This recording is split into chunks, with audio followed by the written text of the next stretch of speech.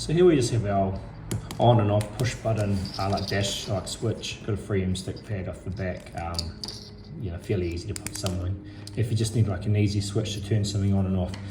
Now it comes with this plug on it, which is going to be pretty useless for the majority of people. So you can either just snip it off, or if you put a little flat head in there, you can see there's little like pins you can push down and actually like pull them out.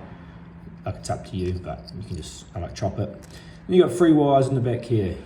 So are your white and like blue wires, you're going to connect those into your switch. So for example, some people use this on our 2-in-1 switcher.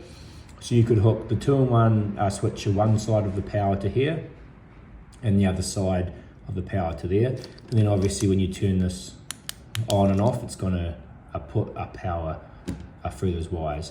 Now the black just goes to ground to allow the light on here to work when it's on and off.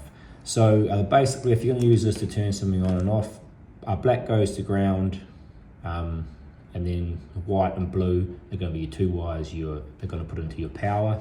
So for example, power comes in here, the white wire in here, I'll chop the power in the middle, and then you hook the blue wire and the power coming out the other side there. So our on and off switch allows the power to come through or not come through.